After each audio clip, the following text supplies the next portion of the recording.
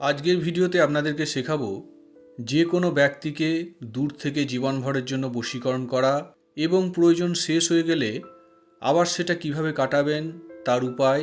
ভিডিওতে একটা শুকনো গাছের ছবি আপনারা দেখতেই পাচ্ছেন। এটাকে মৃত সঞ্জীবনী বা সঞ্জীবনী গাছ নামে পরিচিত। যিনারা পাহাড়ি এলাকায় থাকেন ওনারা সরাসরি এই গাছটাকে সতেজ অবস্থায় পাহাড় থেকে সংগ্রহ করতে পারবেন। আর যিনারা সমতল এরিয়ায় থাকেন ওনারা দোকান থেকে শুকনো অবস্থায় সংগ্রহ করতে পারবেন। মোট কথা যেভাবেই সংগ্রহ করুন, প্রথমে গাছটাকে শুকিয়ে নেবেন।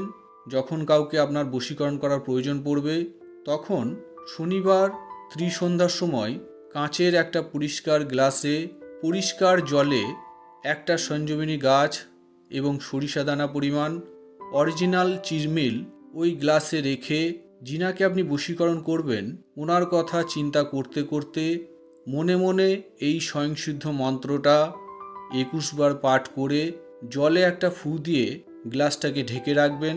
এই কাজটা করার ৩ দিন পর যেই ব্যক্তিকে আপনি বশীকরণ করবেন উনি সম্পূর্ণরূপে আপনার বশীভূত হয়ে নিজে থেকে আপনার সঙ্গে যোগাযোগ করবেন।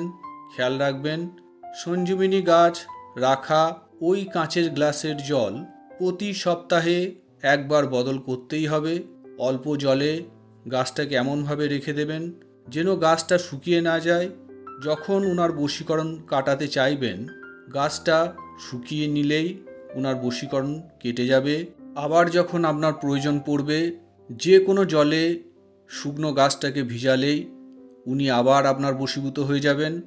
তো বন্ধুরা, এই ছিল আজকের ভিডিওর কোনো অংশ অথবা আপনাদের অন্য কোনো ব্যক্তিগত প্রশ্ন থাকলে সরাসরি ফোন না করে ভিডিওতে দেওয়া আমার হোয়াটসঅ্যাপ নাম্বারে সংক্ষেপে ভয়েস মেসেজ পাঠাবেন। আমার যখন যেদিন সময় হবে আপনার ভয়েস মেসেজটা শুনে নিয়ে অবশ্যই তার উত্তর আপনাকে দিয়ে দেব।